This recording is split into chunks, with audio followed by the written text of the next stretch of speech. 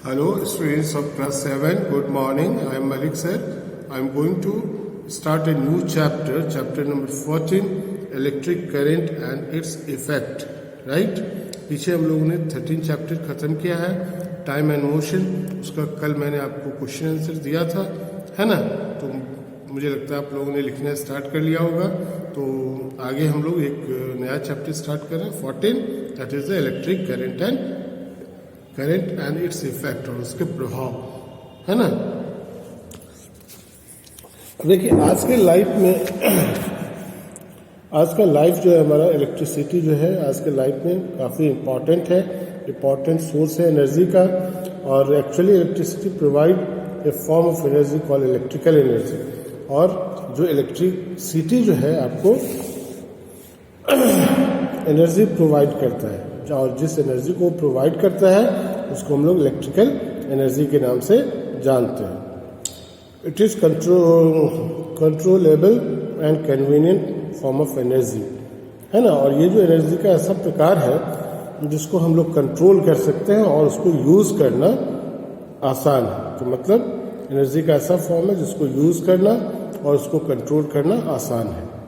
तो electricity use for lightning tubes. आप electricity का अपने घरों में यूज देखते हैं, बल्ब को जलाने के लिए, ट्यूब्स को जलाने के लिए, पंखे को चलाने के लिए. इलेक्ट्रिक अप्लायंसेस, गीजर है, फैन है,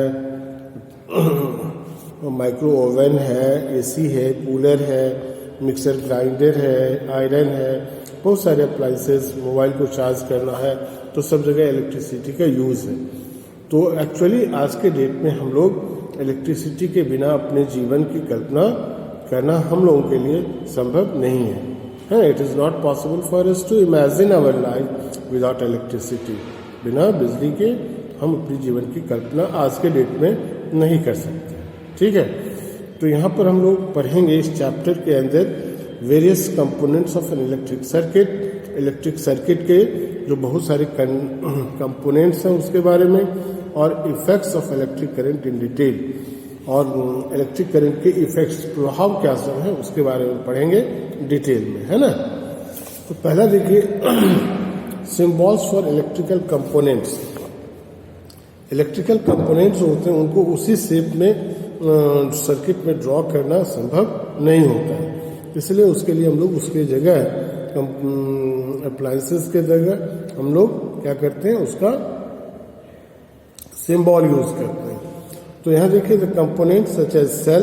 अपने 6 लेसन में इलेक्ट्रिक सेल के सर्किट के बारे में पढ़ा था, उससे आगे ये चीज़ है. जो इलेक्ट्रिकल सर्किट में जो आपको उसके जो कंपोनेंट्स होते हैं जिससे वो बनता है, उसमें क्या सब होता है. सेल आप समझ रहे हैं, एनर्जी का स्रोत होता है, वो इलेक्ट्रिकल एनर्जी प्रोवाइड करता है. बल्ब्स है, वायर्स है, used in the electric circuit are called element of electric circuit. तो ये सारे जो यूज होते हैं इलेक्ट्रिक सर्किट में, उसको एलिमेंट ऑफ इलेक्ट्रिक सर्किट बोलते हैं, या कंपोनेंट भी बोल सकते हैं, कंपोनेंट्स ऑफ इलेक्ट्रिक सर्किट.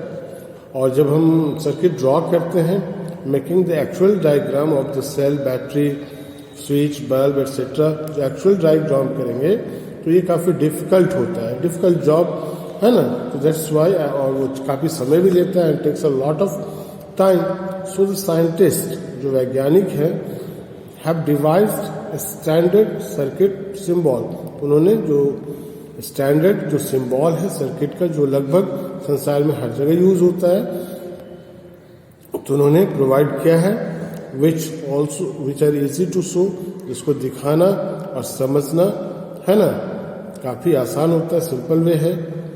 तो यहाँ देखिए द यूनिवर्सली एक्सेप्टेड. ऐसा नहीं कि अपने ही कंट्री में, यूनिवर्सली मतलब पूरे संसार में ये जो सिंबल्स हैं एडॉप्टेड है, उनको लोग मानते हैं और उसका यूज करते हैं, सर्किट सिंबल को. और some of the electrical components which are often use in the circuit diagram are given. यहाँ दिया गया है. तो यहाँ देखिए, देख रहे हैं, ये इलेक्ट्रिक सेल है, ठीक है, जो एनर्जी प्रोवाइड करता है, उसके लिए ये सिंबल यूज करते हैं. इलेक्ट्रिक बल्ब है ना, उसके लिए हम लोग इस तरह का सिंबल. ये लाइटेड, जब लाइटेड होगा तो उसको इस तरह से करेंगे, अगर वो लाइटेड नहीं है मतलब ऑफ पोजीशन में तो ये सिंबल यूज करेंगे. स्विच इन ऑन पोजीशन, ये स्विच है तो स्विच की जगह इस तरह से यूज करेंगे, ये ऑन पोजीशन है ना, जब ऑफ होगा तो इस तरह का पोजीशन होगा, है ना, सिंबल यूज करेंगे सर्किट डायग्राम में।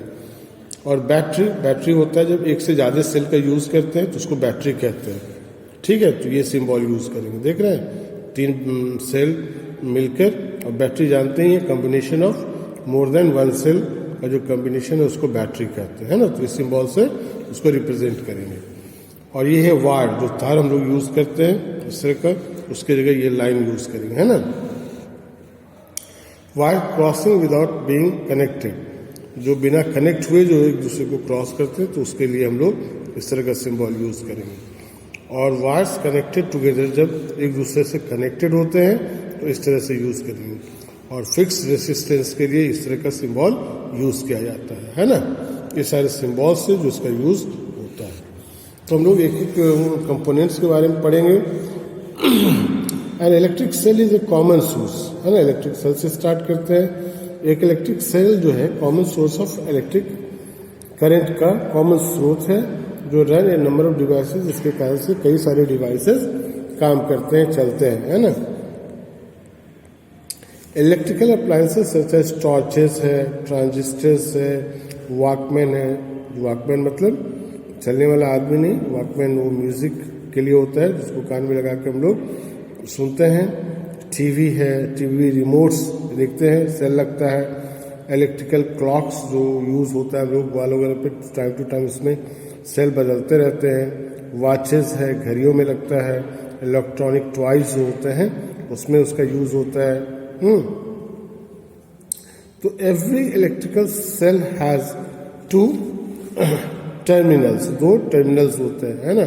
एक होता है पॉजिटिव टर्मिनल्स, एक होता है निगेटिव टर्मिनल, है ना। जो ऊपर वाला हिस्सा होता है, आप देख रहे हैं यहाँ पर, देख रहे हैं ऊपर जहाँ पर वो मेटल कैप ऊपर में लगा होता है वो सेल का पॉजिटिव टर्मिनल होता है, और इसका जो नीचे वाला हिस्सा होता है वो नेगेटिव टर्मिनल होता है ना। The terminals are clearly pointed on each cell, और ये टर्मिनल्स क्लियरली पॉइंटेड होता है। तो many of these appliances use more than 1 electric cell, तो कई सारे अप्लायंसेज एक से ज़्यादा सेल का यूज करते हैं, और एक से ज़्यादा सेल का जब यूज होगा तो उसको हम लोग क्या बोलेंगे, बैटरी बोलेंगे, electrical battery. The combination of 2 or more cell is called a battery. और in battery electric cell can be connected in series or parallel. और इलेक्ट्रिक सेल में बैटरी को हम लोग को सीरीज में भी कर सकते हैं और उसको पैरेलल कनेक्शन भी, पैरेलल भी कर सकते हैं, है ना। तो इसके बाद जो है कल हम लोग पढ़ेंगे। तब तक के लिए thank you, have a nice day.